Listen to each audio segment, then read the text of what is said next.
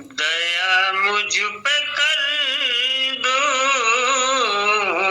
मेरे राधा स्वामी, दया मुझ पे कर दो मेरे राधा स्वामी। ये कष्टी भंवर में रहे डिगमिगानी, ये कष्टी भंवर में रहे डिगमिगानी, करो पार बनना खुदा राधा स्वामी, करो पार बनना खुदा राधा स्वामी। दया मुझ पे कर दो मेरे राधा स्वामी, दया मुझ पे कर दो मेरे राधा स्वामी।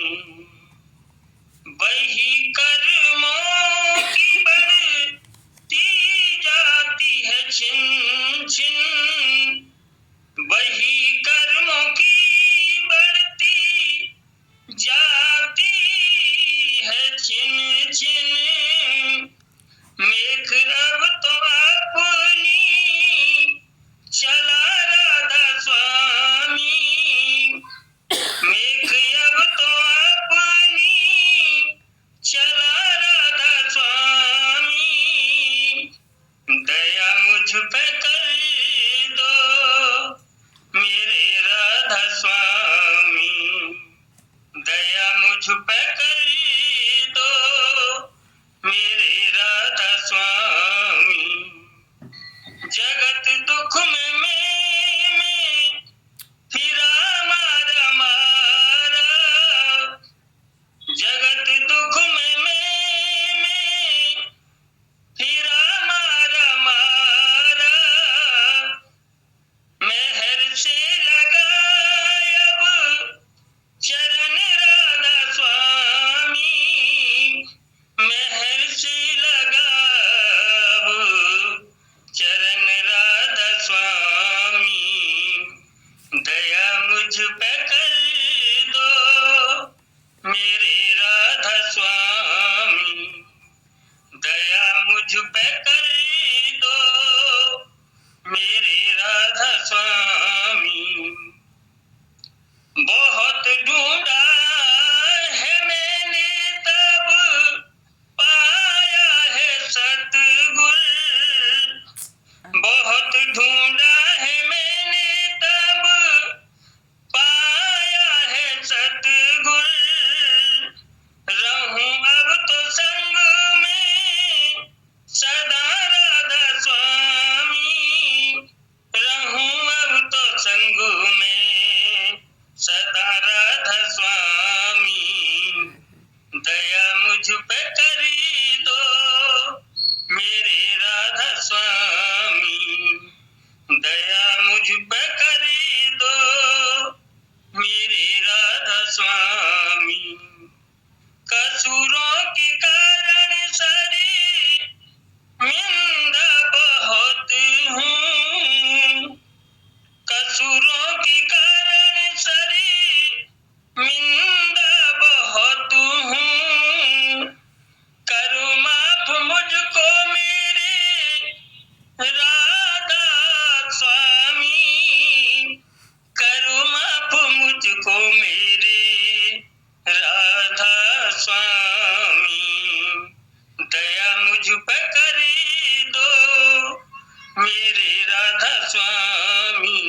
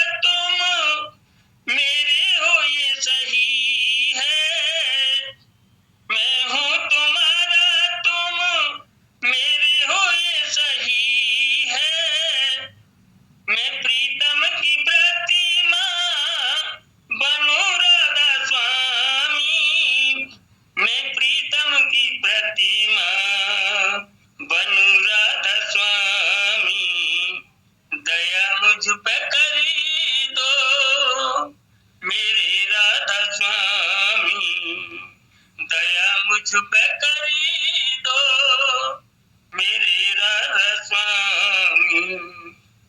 जहाँ पर भी जी चाहे ले जा कर के रख दो, जहाँ पर भी जी चाहे ले जा कर के रख दो, निरखता रहूं बस तुझे राधा स्वामी, निरखता रहूं बस तुझे राधा स्वामी, निरखता रहूं बस तुझे राधा स्वामी। दया मुझ पे करी दो मेरी राधा स्वामी, दया मुझ पे करी दो मेरी राधा स्वामी।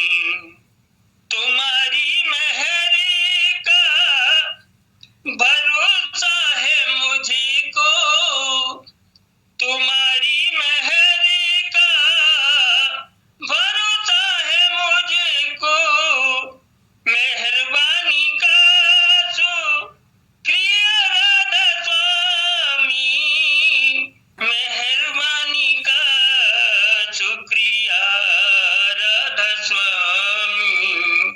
दया मुझ पे करी दो मेरी राधा स्वामी, दया मुझ पे करी दो मेरी राधा स्वामी।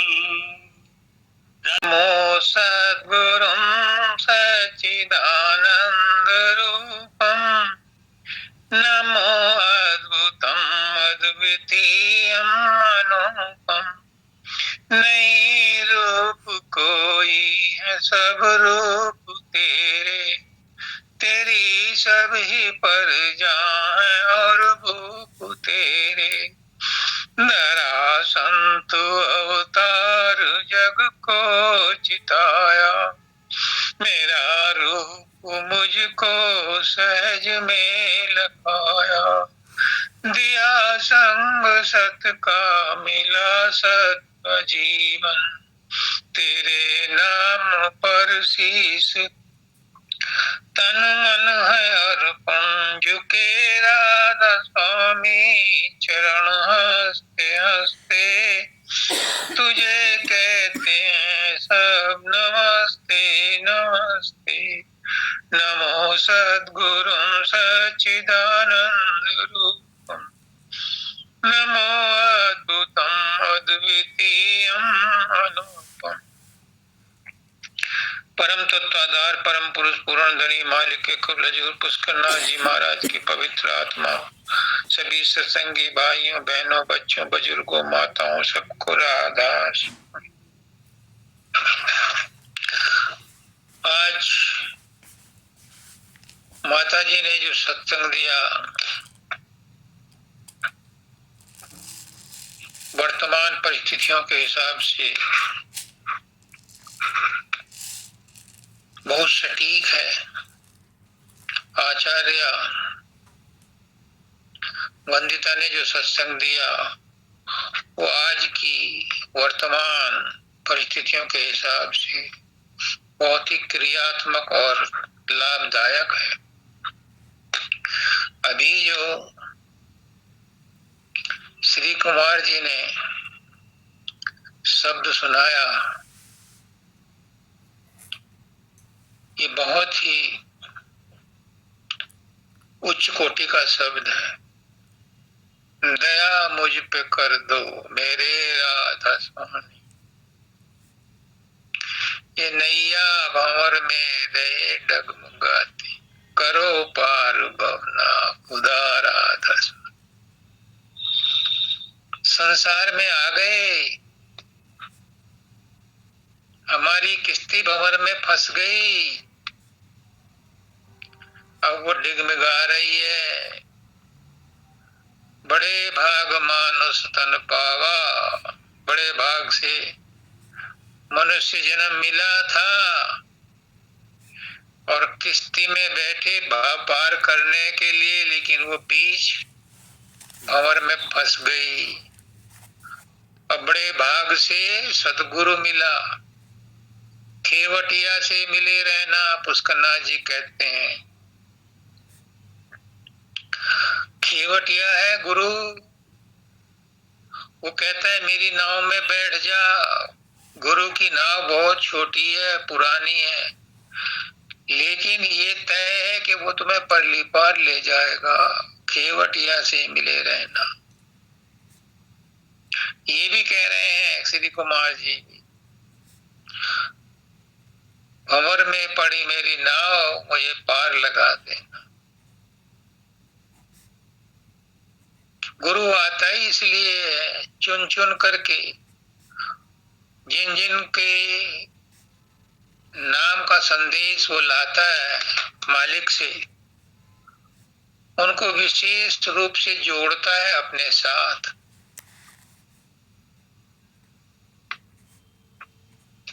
और उनको पार ले जाता है, ले जाने के लिए आता है।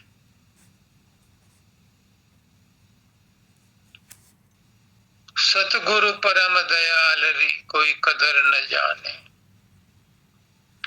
वो परम दयाल है। दयाल तो वो होता है जो कहने पर, मांगने पर देता है, और परम दयाल है जो बिन मांगे ही देता है। मालिक परम दयाल है, सदगुरु परम दयाल है, वो बिन मांगे ही सब कुछ देता है और देता आ रहा है अब तक। बिन मांगे ही देता आ रहा है। परिवार दिया, माँ बाप दिए, पति पत्नी बने, बच्चे आए, मकान दिया, बिन मांगे ही दिया। और अगर मांगने से भी दिया तो तुमने किससे मांगा? पुष्करनाथ जी कहते हैं कि तुमने मकान बनाया, किसने सामर्थ्य दी? तुमने बच्चे बनाए, किसने सामर्थ्य दी? सब कुछ तो वही कर रहा है।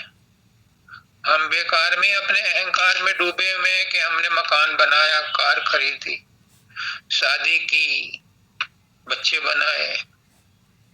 ये सब तो ऋणबंधी संसार है, जिन जिनका तुम्हारे साथ लेन देन अधूरा रह गया था, वो इस जन्म में तुम्हें आकर के मिल गए अपना ऋण उतारने के लिए, अपना कर्ज पूरा करने के लिए, फर्ज पूरा करने के लिए। ये परिवार में जितने भी आए हैं, मिले हैं, ये सब प्रारब्ध कर्मों के हिसाब से मिले हैं। पुष्करनाथ जी कहते हैं, मानव दयाल जी भी कहते हैं, मानव दयाल जी कहते हैं 4 पुरुषार्थ हैं: अर्थ, काम, धर्म और मोक्ष। अर्थ और काम ये संसार से रिलेटेड है। धर्म और मोक्ष ये परमार्थ से रिलेटेड है।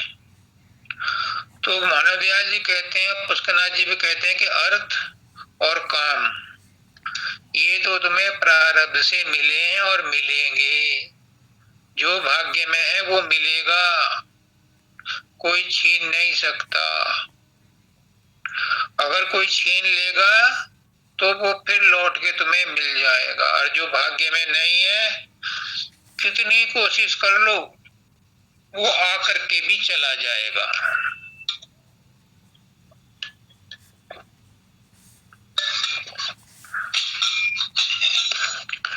इसलिए अर्थ और काम के लिए पुष्करनाथ जी कहते हैं साधारण प्रयास करो। बिना प्रयास करे नहीं मिलेगा।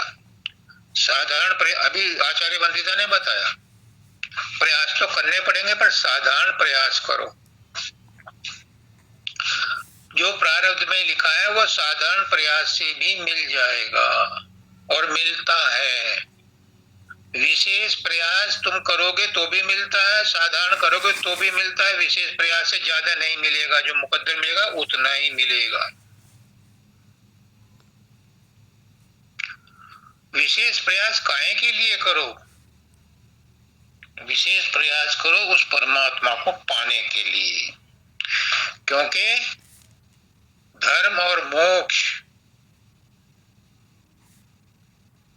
सदगुरु तो भाग्य में लिखा है कि सदगुरु मिलेगा इस जन्म में, लेकिन धर्म और मोक्ष मिलेगा ये भाग्य में नहीं लिखा। उसके लिए विशेष प्रयास करने पड़े। अब धर्म क्या है और मोक्ष क्या है? धर्म है अपना सा जीव सबका जाने, ताई मिले अविनाश। सबके साथ वैसा व्यवहार करो जैसा तुम अपने साथ होना चाहते हो, पसंद करते हो। तुम्हारे क्या कर्तव्य है वही तुम्हारा धर्म है। अगर तुमने, बाबा फकीर कहते हैं कि कोई यंग पर्सन है, शादी की और घर छोड़कर सन्यासी होना चाहता है, तो उसने क्या धर्म कमा लिया? अगर वो परमात्मा की तरफ चलेगा तो एक कदम भी नहीं चल सकता, क्योंकि उसने धर्म का पालन ही नहीं किया। पहले अपने धर्म का पालन करो। अगर गृहस्थी में नहीं रहा तो शादी क्यों की थी? चॉइस तो आपकी थी, ऑप्शन तो आपका था। और अगर आप कहते हो कि भाग्य में लिखा था, तो उस भाग्य को आप क्यों टाल रहे हो? भुगतो, करो उसे पूरा कर्तव्य को। योगानंद जी थे, नहीं की शादी। विवेकानंद थे, नहीं की शादी। दयानंद सरस्वती नहीं की शादी और लगे बचपन से सन्यास में। लेकिन जो तुमने एक ऑप्शन ले लिया, उसे पूरा करना तुम्हारा धर्म है।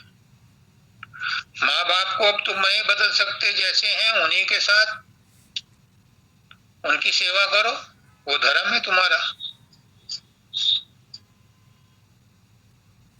इसके ऊपर कई बार बहस हो चुकी है, कई बार सत्संग हो चुका है। सबसे आसान और सटीक और सरल और स्वाभाविक धर्म है कि अपने कर्तव्यों के प्रति सजग रहो। ये शरीर सेवा करने के लिए मिला है, सेवा लेने के लिए नहीं मिला है। इस तन से, मन से, वचन से, कर्म से जितना बन सके दूसरों की सेवा करो।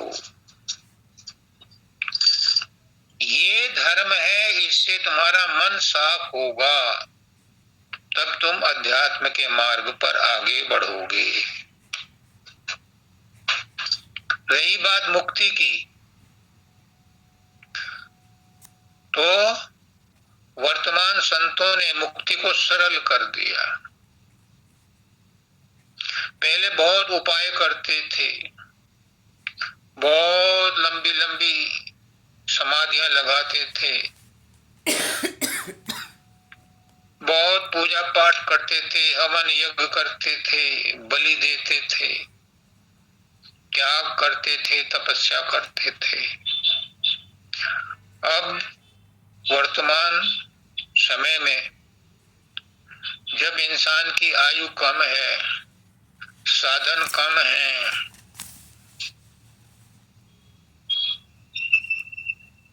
मंत्र याद करने की भी शक्ति नहीं, फुर्सत नहीं, उस हालत में संतों ने इसको आसान कर दिया। ध्यान प्रथम युग मक युग दूजे, द्वापर परितोषित परिपूजे, कलि केवल एक नाम हजारा, सुमर सुमर नर उतरई पारा। कलयुग में आसान कर दिया कि बस अपने इष्ट का नाम का स्मरण करते रहो, ध्यान करते रहो, तुम्हारा बेड़ा पार हो जाएगा। इसमें भी तीन तरह के भक्त हैं। कुछ कर्मयोग के अधिकारी हैं, कुछ भक्ति योग के अधिकारी हैं, कुछ ज्ञान योग के अधिकारी। जिनके मोटे कर्म हैं, जिनको बात समझ में नहीं आती, प्रारब्ध कर्म बहुत ज्यादा है, उनको कर्म योग दिया जाता है, सेवा दी जाती है, सुमरन ध्यान भजन दिया जाता है। जो प्रेमी जीव हैं, जिनको संसार की ख्वाहिशें कम हैं और परमात्मा से मिलने की ख्वाहिश है, दिल उनका कोमल है, उनको भक्ति का मार्ग दिया जाता है, प्रेम का मार्ग दिया जाता है। उनसे कठोर कर्म नहीं करवाए जाते, भक्ति में प्रेम में ही जो करते हैं वो सब जो प्राप्त है उसे पर्याप्त समझ लेता है।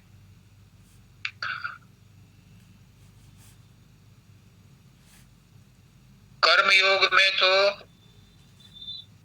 कर्म करते करते कर्मों का नाश नहीं होता, इसलिए कृष्ण भगवान ने एक नायाब तरीका निकाला कि निष्काम कर्म करो।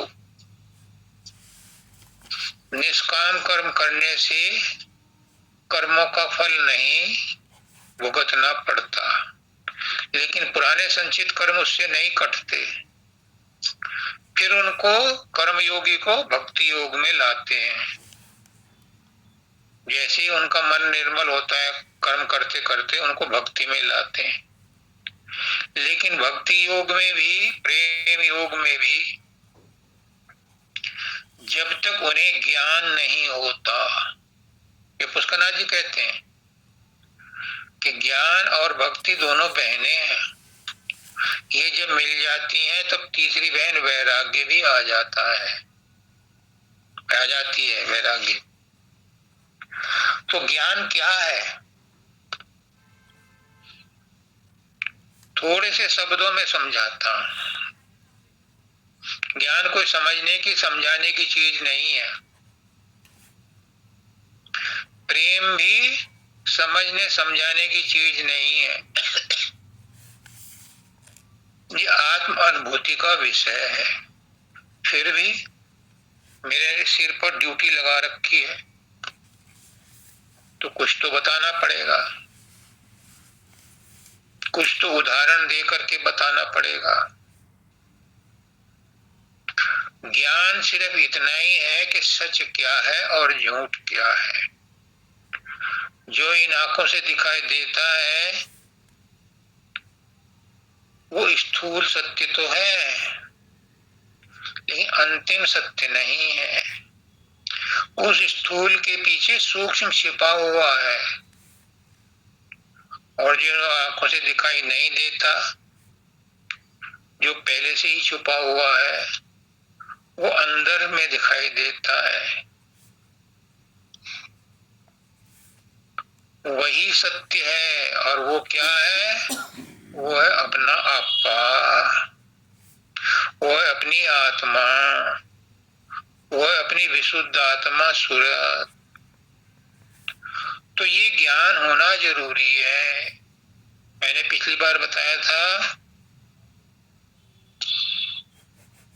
25 मार्च के सत्संग में कि आत्मा निर्मल है, निश्चल है, विशुद्ध है, अजर है, अमर है, अविनाशी है, निष्पाप है, निष्स्पृह है। तुम मन के बहकावे में मत आओ कि आत्मा में पाप लग गया। नहीं, आत्मा में कभी पाप नहीं लग सकता। आत्मा हमेशा निष्पाप है। पाप जो लगा है जो गंदगी महसूस होती है, जो कर्मों का बोझ है, वो आत्मा पर नहीं है, इस मन पर है। और मन झूठ का ठेकेदार है। एक छोटी सी कहानी सुनाता हूँ, फिर बीच में पता नहीं रेफरेंस याद रहे ना रहे। एक लेडी थी, उसने एक गधा और एक बंदर पाल रखा था। कामली थी, होगी, विडो थी, बच्चे नहीं थे, तो इन्हीं दोनों को बच्चा समझ के पालती थी, गुजारा होता था उसका। एक दिन उसने रोटी बनाई और सोचा कि आज दही से रोटी खाऊं, तो वो रोटी बनाने के बाद उसको बर्तन से ढक करके और बाजार से दही लेने चली गई। बंदर ने क्या सोचा, सोचा क्या करा, अपने हाथ से अपने गले की फंदा खोला, रोटी खाई और गधे की रस्सी खोल दी और अपने रस्सी को फिर बाद में गले में बांध ली। अब वो गधा खुल गया तो इधर उधर घूम रहा था। वो मालकिन आई, उसने देखा कि गधे ने रोटी खाई है, इसने बदमाशी की है, उस पर धबा धब खूब डंडे मारे। कोई आदमी खड़ा था बराबर में, देख रहा था, तो उसने कहा, माई रोटी तेरे गधे ने नहीं खाई, ये तो बेकार में पिटा जा रहा है। और फिर किसने खाई, आगे जो बंदर है, ये जो मन है, इसने खाई। कहने का मतलब ये है कि गुनाह किए हैं इस मन ने, विचार गंदे उठाए इस मन ने, और पिटाई किसकी हो रही, शरीर की। हम दोष किसे दे रहे हैं, आत्मा को, कि आत्मा गंदी हो गई। आत्मा गंदी नहीं होती, ये ज्ञान है। जब भक्ति और ज्ञान दोनों मिल जाते हैं तो मुक्ति किसे चाहिए। हाँ, ये बात रह गई, मुक्ति किसे चाहिए, मुक्ति उसे चाहिए जो बंधन में है। आत्मा तो कभी बंधन में थी नहीं। एक बार आचार्य वंदिता मेरे पास आई थी, तो मैंने उन्हें बताया था, शायद सत्संग में भी जिक्र हुआ था इसका, कि आत्मा कोई वस्तु नहीं है जो यहां से वहां उठाकर रख दी जाए, इस पे धूल जम जाए, ऐसी कोई चीज है ही नहीं। आत्मा तो एक एनर्जी है। बिजली के ऊपर धूल नहीं जमती, तारों के ऊपर धूल जम सकती है, उस ट्रांसफॉर्मर पर धूल जम सकती है जिसके अंदर बिजली का करंट है, पर बिजली पर नहीं जम सकती। तो इसलिए आत्मा पर कोई पाप पुण्य बुराई भलाई का असर नहीं होता। ये सब मन की चालबाजी है, मन का ही खेल है, मन ही करता है। और उस बंदर की तरह दोष दूसरों के ऊपर डाल देता है, आत्मा पर डाल देता है, और आत्मा को मजबूर होकर के कहना पड़ता है मुझसे गलती हो गई। अब गलती हो गई तो भुगतो। कृष्ण भगवान कहते हैं अर्जुन को गीता में कि अज्ञानी पुरुष अज्ञान के अंदर आत्मा को दोषी मान लेता है, जबकि कर्म आत्मा ने किए ही नहीं। कर्म तो 5 तत्व, ज्ञानेन्द्रियां, कर्मेंद्रियां, शरीर, मन, बुद्धि, चित्त, अहंकार, और सतोगुण, रजोगुण, तमोगुण, इनके साथ मिल गया प्रारब्ध। इन्होंने मिलकर के कर्म करने का नाटक किया और आत्मा को अज्ञान के कारण भ्रमित कर दिया। इसलिए आत्मा बंधन में हुई सी प्रतीत होती है, भासती है, बंधन में नहीं है। तो मुक्ति आत्मा को नहीं चाहिए मेरे प्यारो, मुक्ति तो मन को चाहिए, सूक्ष्म शरीर को चाहिए, जिसमें आशाएं, वासनाएं, तृष्णाएं और कर्मों की टोकरी भरी पड़ी है। उसको पूरा करने के लिए मन की मदद करती है प्रकृति, उसे शरीर देती रहती है बार बार। आत्मा तो एक एनर्जी है। जैसे धूप निकलती है, धूप से हम सोलर पैनल को चार्ज कर लेते हैं, ऐसे ही आत्मा सर्वव्याप्त है, सर्वसमर्थ है, सब जगह उपलब्ध है, ऑल ओमनी प्रेजेंट है, ओमनी प्रेजेंट है, ओमनीसियंस है, ओमनीपोटेंट है, सब कुछ है उसके अंदर। उससे मन चार्जिंग ले लेता है, चार्ज कर लेता है अपनी मोटर। आत्मा से ही मोटर चार्ज करता है, जैसे हम सोलर पैनल सूर्य की किरणों से चार्ज कर लेते हैं। ऐसे ही मन जो सर्वव्यापक आत्मा है, उससे एनर्जी लेकर के अपनी मोटर चालू कर लेता है। उसका अंश हमारे अंदर मौजूद है। आत्मा का एक जीना अंश हर शरीर में मौजूद है, यहाँ तक कि प्रकृति के हर जर्रे जर्रे में है, रेत के कीटाणु में है, अणु में है, परमाणु में है, सबके अंदर है वो। अगर वो ना हो तो फिर वहां कोई भी रिएक्शन हो नहीं सकता। तो वो भी हमारे अंदर है, उसी से मन चार्जिंग कर लेता है। तो सतगुरु क्या करता है, जब उसने देखा कि मेरी आत्माएं दुखी हैं, तो फिर सतलोक से या ऊंचे लोकों से, निर्मल देश से वो किसी संत सदगुरु को भेजता है, उसी रूप में, वैसी वेशभूषा में, उसी तरह के बोलचाल के लिए कि उसकी बातें सुने, अपने शिष्यों की बातें, अपनी आत्माओं की बातें सुने, उन्हें तरीका बताए इससे परे जाने का, मन से परे जाने का। मन क्या है? मन ब्रह्मांडी मन का अंश है। ब्रह्मांडी मन क्या है? ये ब्रह्म की शक्ति है। और ब्रह्म क्या है? ब्रह्म इस ब्रह्मांड को पालने वाली शक्ति का नाम है, पाल कहते हैं जिसे। तो मन उसी का एजेंट है और हमें नचाता रहता है ताकि उसकी पॉपुलेशन कम ना हो। लेकिन संत सतगुरु वक्त आता है तो वो अपनी आत्माओं को, अपनी सूरतों को जगाता है और उन्हें तरकीब बताता है, नाम देता है। नाम क्या है? नाम एक तो है स्कूल में एडमिशन, और दूसरा नाम है कि उस एडमिशन से वो पढ़ाई करके उन बुक्स को जो टीचर बताता है मेहनत करे और एग्जाम पास करे। ऐसे ही जो नाम गुरु देता है उसकी कमाई करे और उसके बाद उस आत्मा को अपने अंदर में परमात्मा से मिला दे। आत्मा और परमात्मा एक ही है, दो करके बताए गए हैं सुविधा के लिए, स्टार्टिंग के लिए। तो वो आत्मा का स्वरूप क्या है ये भी समझ लो साथ साथ। आत्मा का कोई रूप नहीं। अरे मैंने वंदना की, नमो सद्गुरुं सच्चिदानंद रूपम, नमो अद्भुतम अद्वितीयम अनूपम। उसकी 2 बार नमस्कार किया। क्यों?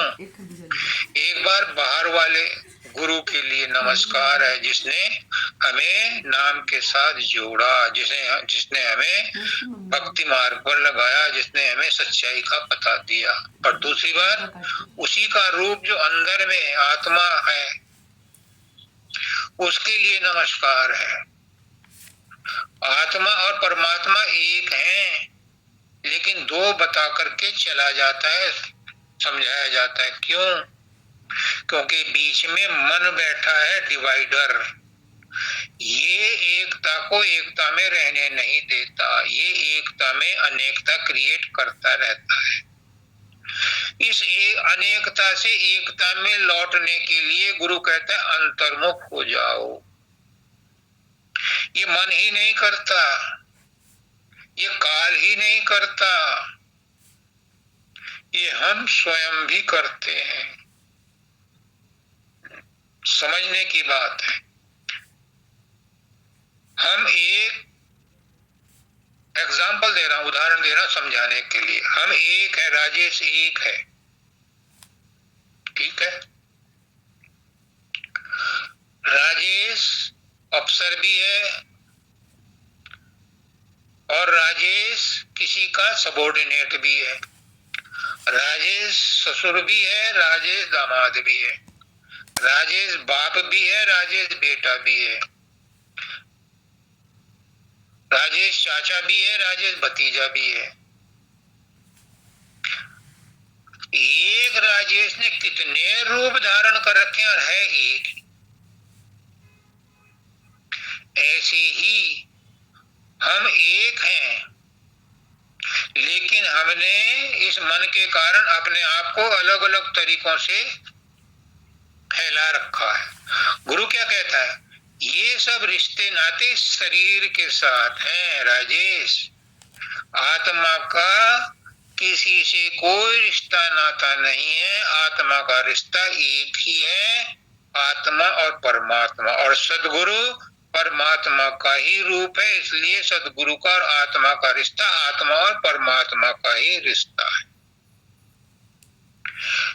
जब सतगुरु की बात को मान करके हम सतगुरु को बाहर में इष्ट मान लें, फिर अंतर में जो उसका रूप शब्द है उसको हम अपना इष्ट मान लें, उसके साथ जुड़ जाएं, तो फिर एक अवस्था ऐसी आती है, यहाँ से जब वो शब्द के साथ जुड़ करके चलता है तो वो अपने स्रोत में, जहां से ये शब्द निकल करके सारे शरीर में फैला हुआ है, इसका फील्ड ऑफिस यहाँ तीसरे तिल पर है, यहाँ से जब हम इकट्ठा करके ऊपर चढ़ते हैं तो अपने स्रोत में, अपने केंद्र में ये पहुंच जाता है तो द्वैत खत्म हो जाता है, ड्युअलिटी खत्म हो जाती है, मल्टीप्लिसिटी खत्म हो जाती है, सारा अनेकता खत्म हो जाती है, डाइवर्सिटी खत्म हो जाती है, फिर एकता में रहता है। फिर एकता में क्या करता है? जिधर देखता हूँ उधर तो ही तो है, कि हर से में जलवा तेरा हो बहु है, तेरी ही है रग रग मेरे सारवानी, तू ही मैं है, तू ही तू में तू है।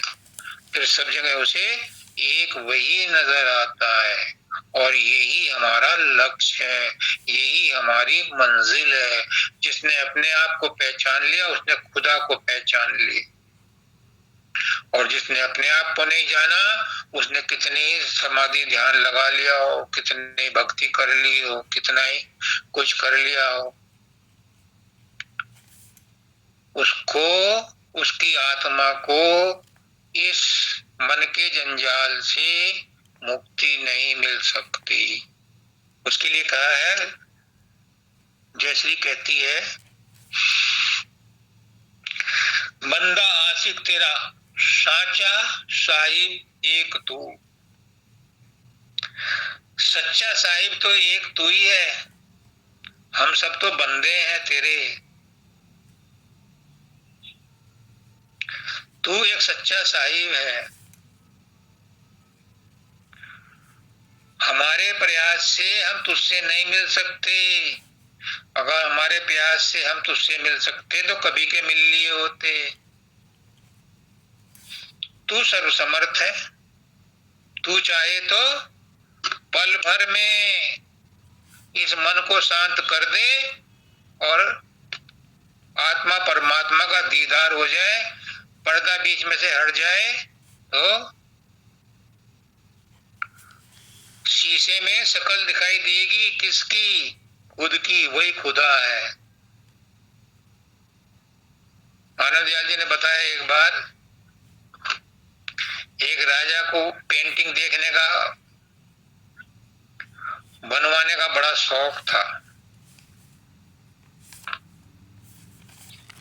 तो उसने घोषणा की कि जो सबसे बढ़िया पेंटिंग मुझे पसंद आएगी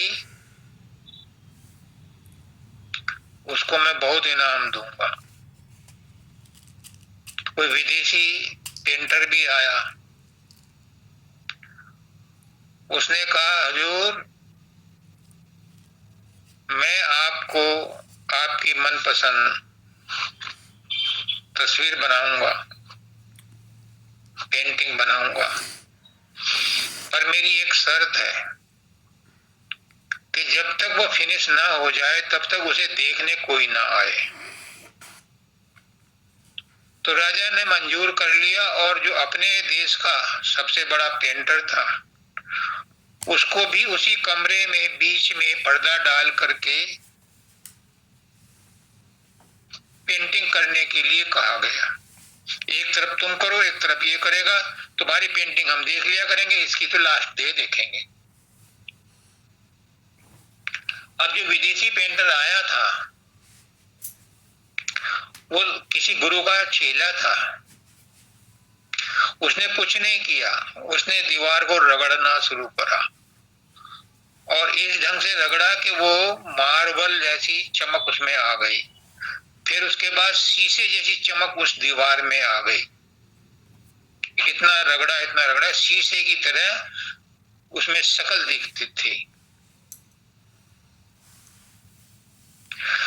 फिर उस पेंटर ने क्या किया कि जो दूसरी तरफ बना रहा था तस्वीर, उसकी तरफ उसने एक लाइट ऐसी फिट की कि उसके ऊपर रोशनी पड़े और ऐसी रोशनी पड़े कि रिफ्लेक्शन उसका उसके दीवार पर आ जाए। ये उसने कर लिया और जब पूरी तरह से उसकी दूसरे वाले की पेंटिंग तैयार हो गई तो इसने राजा को कहा महाराज अब आप मेरे पास आ सकते हैं, मेरी तस्वीर देख सकते हैं, पहले आप इनकी देख लीजिए। ठीक है। उसने उसकी तस्वीर देखी और बहुत उसको सराहा, पर कहा अभी इनाम तब देंगे जब पहले इस वाले की भी देख लें। उसने पर्दा बीच में से हटा दिया और लाइट ऑन कर दी। अब तुम देखो कि असली सीनरी जो तुम देखते हो पहाड़ों पर जाकर के या जंगलों में, वो उतनी अच्छी नहीं लगती जितने कि उसकी फोटो भेजते हैं या उसके रिफ्लेक्शन आता है। जैसे उसने लाइट ऑन करी, राजा ने देखा कि उस पहले वाले की तस्वीर की हूबहू फोटो इधर आ रही है और चमक उसमें और ज्यादा है, उभार और ज्यादा है। तो ये वाली उसको पसंद आई, इसको इनाम दिया। मेरा यहाँ कहने का मतलब ये है क्या कि मन जो है बीच में दीवार बना पड़ा है, आत्मा हमारी उस दीवार पर बनी हुई है। जैसे ही पर्दा बीच में से हटा तो वो अपने आत्मा को, अपने स्वरूप को दूसरे दीवार पर ज्यों का त्यों देखती है। शीशे में अपनी ही शक्ल दिखाई देती है और आत्मा का कोई रूप नहीं है। नहीं रूप कोई है, सब रूप तेरे, तेरी सभी प्रजा है और भूप तेरे। उसका आत्मा का कोई रंग रूप नहीं है, अपना ही एहसास, अपना ही वजूद, अपना ही जात हमारी आत्मा है। और उसका उस अपने आप में लय हो जाना ही परमात्मा में लय हो जाना है। कंफ्यूजन में मत रहना कि आत्म साक्षात्कार के समय कुछ दिखाई देगा, जो दिखाई देगा वो मन का किया हुआ है। मन ही रूप रंग बनाता है, आत्मा कोई रंग रूप नहीं बनाता। एक कहती है ये मैं, हाँ, इसको पाने के लिए क्या करना चाहिए? भक्ति की 3 श्रेणियां बता दी, कर्मयोग, भक्ति योग या प्रेम योग और ज्ञान योग। लेकिन ये हर एक के बस की बात नहीं है। इसलिए कृष्ण भगवान ने कहा है सर्वधर्मान परित्यज्य माम एकम शरणम व्रज अहम ताम सर्वपापेभ्यो मोक्षयिष्यामि मा शुचः। आज मैं कोई सत्संग नहीं दे रहा, आज गुरु मस्त मौला है। आज गुरु कह रहे हैं कि जो कुछ तुमने पढ़ा है उसे रिवाइज कर लो, उतना ही काफी है। तो क्या है मैं रंग शरबतों का, तू मीठे घाट का पानी।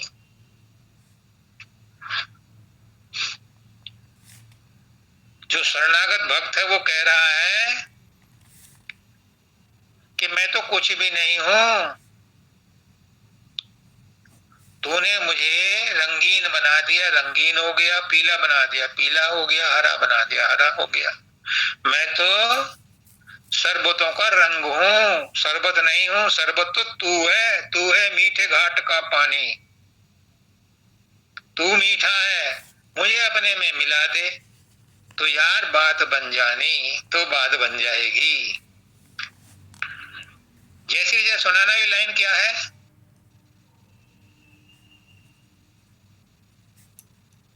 जी हुजूर।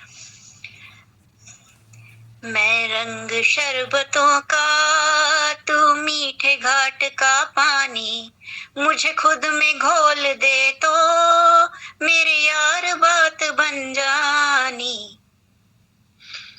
ये है शरणागति। भाई इतना ही कर लो कि मुझे तू अपने में मिला ले तो बात बन जानी।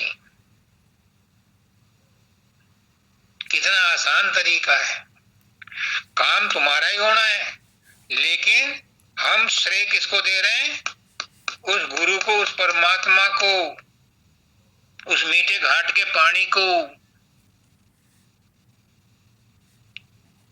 कि तू मुझे अपने में मिला ले। मैं तो अपनी करके थक गई, अब तेरी शरणागत हूं। मैं जैसी भी हूं, माता जी कहती हैं, काकड़े वाली जी, तू मेरा मैं तेरी। हो जाओ उसके, उसे बनाने की कोशिश मत करो, वो तो सबका है, लेकिन उसके तो बहुत हैं, लेकिन हमारा तो अकेलों का, हमारे लिए तो अकेला वही है, हम तो उसी के सहारे हैं। उसके तो बहुत हैं, वो कितना पावरफुल है हमें जरूरत ना है। हमारे अंदर इतनी ताकत ना हमारी इतनी काबिलियत के हम अर्जुन की तरह कहें मुझे विराट रूप दिखलाओ, ना बाबा ना, हमें ना देखना विराट रूप, हमें तो अपने में मिला ले, बस इतना ही काफी है। हमें विराट रूप ना देखना, ना हम इस काबिल, ना हम उस विराट रूप को देखकर कुछ करेंगे। अर्जुन ने क्या कर लिया? विराट रूप देखते कुछ हुआ उसको फायदा? कुछ भी ना हुआ, सिवाय एक ईगो सेटिस्फाई होगी कि मैंने परमात्मा विराट रूप देखा। क्या देखा? 3 आदमियों ने देखा, तीनों में से किसी को कुछ ना मिला। एक संजय ने देखा, एक इसने देखा, और संजय का ने रूप बताया उसको, धृतराष्ट्र को, उसे क्या मिला? तो बाबा हमें ना देखना विराट रूप, हमें तो तू अपने में मिला ले, इतने सी संतुष्ट है हमारी।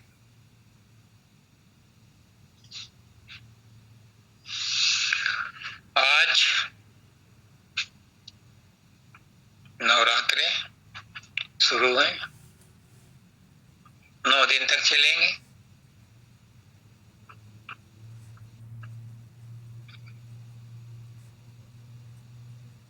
मैं किसी को ये नहीं कहता कि धार्मिक अनुष्ठान करो या धार्मिक अनुष्ठान ना करो, सबकी अपनी अपनी मौज, सबकी अपनी अपनी संतुष्टि। मैं तो एक इतिहास के रूप में बता रहा हूं कि मानव दयाल जी ने बताया था कि रामनवमी 2 होती हैं, एक अप्रैल में और एक अक्टूबर में दशहरा के टाइम। वो भी 9 दिन की होती है, ये भी 9 दिन। ये 9 दिन बहुत बढ़िया है, और एक्चुअली में हमारी संस्कृति में अंक 9 ही है, 1 से 9 तक 9 ही अंक हैं, 10वां तो 0 है, बाकी तो सब कॉम्बिनेशन और परमुटेशन ही है। सिर्फ 9 ही अंक है, 1 to 9, 1 से 9 तक, 10वां तो 0 है, और 0 भारतवर्ष की देन है। एक गाना आया है कि भारतवर्ष ने 0 दिया, अगर 0 ना देता तो गणना कैसे होती?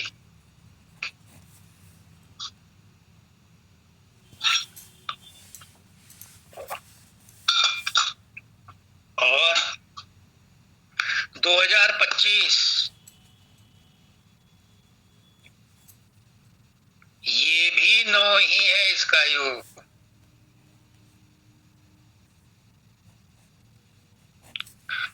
9 की खासियत है कि 9 को मल्टीप्लाई करो, जितनी भी संख्याएं आएंगी 9 से मल्टीप्लाई करके उन सब का योग 9। 9 जो है ये संख्या अध्यात्म के लिए बहुत जरूरी है।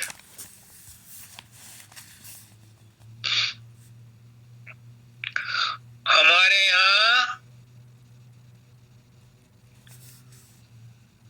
सहदल कमल त्रिकुटी सुन महासुन भंवर गुफा सतलोक अलख अगम अनामी 9 ही है,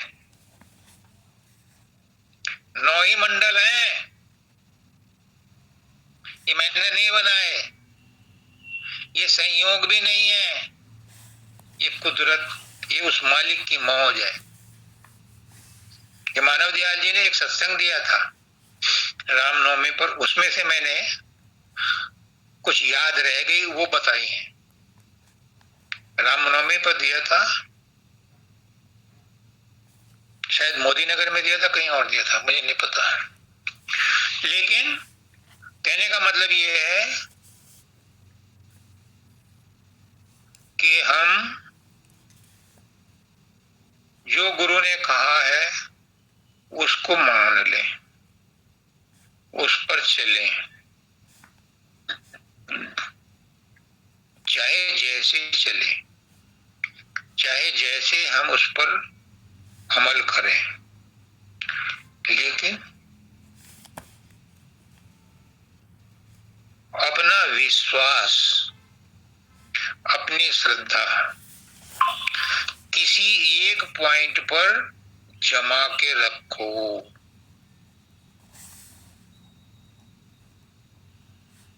मानव दयाल जी कहते हैं कि गुरु इसलिए किया जाता है कि उसके सामने अपना सिर झुका दो। इस सिर पर जो कर्मों की टोकरी है, पुष्करनाथ जी कहते हैं, वो जब गुरु के सामने झुकाओगे तो कर्मों की टोकरी अपने आप गुरु के चरणों में आ जाएगी। और जब कर्मों की टोकरी गुरु के चरणों में आ गई तो जिम्मेदारी उसकी। इसलिए गुरु के चरणों में झुका जाता है। आजकल झुकने का रिवाज नहीं है, आजकल तो घुटनों तक हाथ भी नहीं जाता, दूर से हो जाती है। और जो झुकते हैं वो घुटनों तक ही झुकते हैं, सिर को कभी चरणों में डालते नहीं। मैं लमलेट हो जाता था, फिर इन्होंने महाराज जी शिकायत की कि इनकी कमर में दर्द है, आपको ये दंडवत वो लेट के करते हैं। उन्होंने मना किया, फिर भी नहीं मैं मानता था। क्यों? ये मैं करता नहीं था, ये हो जाता था। मुझे बाबा फकीर की बात याद आती है जो सत्संग में कहते हैं कि जब कोई प्रेमी जीव आता है या कोई दर्द से अपना प्रेम प्रकट करता है तो कहते हैं मेरे हाथ जुड़ जाते हैं। मैं जोड़ता नहीं, हाथ जुड़ जाते हैं। ऐसे ही मैं लेटता नहीं था, वो अंदर से कोई ऐसी भावना थी कि वो शरीर समर्पित हो जाता ताकि उनके चरणों में पहुंच जाए।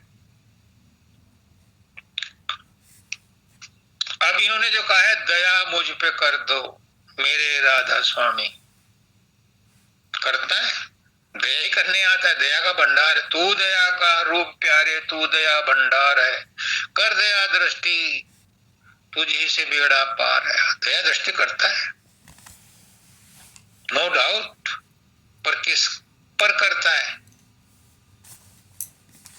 जो अपना सब कुछ समर्पण कर देता है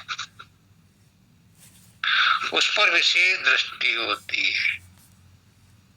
सूरज तो सब पे दया दृष्टि करता है, लेकिन जिसने पैनल, सोलर पैनल लगाया, उसमें विशेष दृष्टि होती है, यानी उसको रात को भी उस ऊर्जा का बेनिफिट मिल जाता है। दया मुझ पे कर दो मेरे राधा स्वामी, ये नैया भंवर में रहे डगमगाती, करो पार बनना खुदा राधा।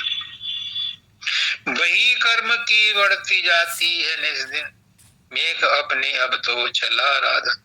कर्म करते करते इतने दिन बीत गए, कर्मों से कर्म नहीं कटते, अपनी मेघ चला, अपनी दया में कर, अपनी कोई युक्ति लगा कि मेरे कर्मों की लाइन कट जाए, स्टॉप लग जाए, फुल स्टॉप लग जाए। और वो लगता है कैसे? सुमरन ध्यान भजन कर सजनी, सहज योग की जान री। सुमरन ध्यान भजन जो गुरु ने बताया है वो करो, मन निर्मल होने लगेगा और मन शांत हुआ तो मन की शांति ही आत्मा का साक्षात्कार है। हर रोग की दवा है इस संसार में, कुछ भी असंभव नहीं है इस संसार में। असंभव को भी संभव बना देता है इंसान, अगर हो उसके दिल में भक्ति का तूफान। अगर प्रेम का तूफान उमड़ जाए तो उसके सामने कर्मों की दीवार कुछ मायने नहीं रखती। कितने ही जन्मों जन्मांतरों के कर्म क्यों ना हो, जरा सी चिंगारी पड़ी और घास का अंबार, कूड़े का पहाड़ इतनी देर में जल जाता है। और वो चिंगारी कौन पैदा करता है?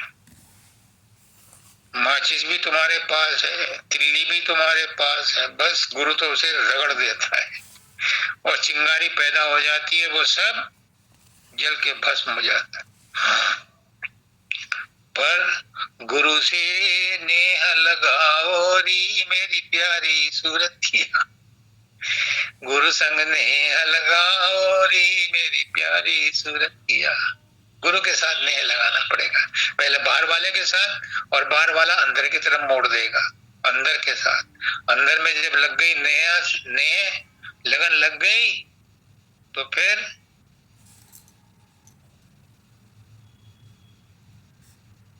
न पर्दा रहा न पर्दा नसीं, फिर कोई द्वैत नहीं रहता, फिर कोई रुकावट नहीं रहती, क्योंकि आत्मा ही परमात्मा है, परमात्मा आत्मा से अलग नहीं है। गुरु आपकी आत्मा से अलग नहीं है, गुरु आपसे अलग नहीं है। कबीरा जी कहते हैं आनुपासक कृतगंतरे न नाम रटंत, उसे आन मत बनाओ, दूसरा मत बनाओ, अपनी ही पूजा करो। काल की पूजा मत करो, जो रूप बनते हैं गुरु का रूप भी बना के मत करो। जो गुरु का प्रकाश में रूप आता है वो रेडिएंट रूप, वो हार्ड मास का नहीं है, वो ऐन चैतन्य है। जो शब्द आता है वो ऐन चैतन्य है, वो संसार का शब्द नहीं है। उसके साथ लग जाओ, उसको दूसरा बन करके मत देखो, उसमें लय हो करके देखो, उसमें लय हो करके मजा लो। पकड़ने की कोशिश मत करो। मुझे कहते थे पुष्करनाथ जी, राजेश शब्द के पीछे डंडा लेके मत फिर, शब्द हमारी मंजिल नहीं है, शब्द में द्वैत है, एक शब्द और एक शब्द को सुनने वाला। मैंने पूछा मालिक फिर हमारी मंजिल क्या है?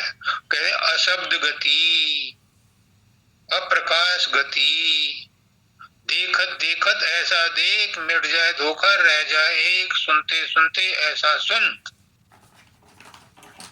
सब कुछ भूल जा हो जा गुम, वो है मंजिल।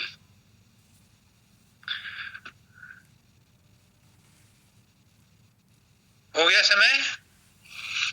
हाँ जी। आज कोई किसी से किसका शब्द वो समस्या तो है नहीं, कोई प्रश्न तो है नहीं। नहीं गुरुदेव। ठीक है, फिर समापन करें। जी। चलो, सबको राधा।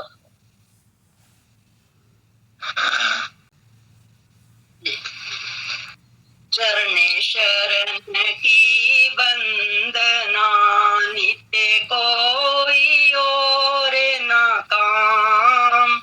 गुरु बसो चित आए मेरे, बख्श दो निज नाम।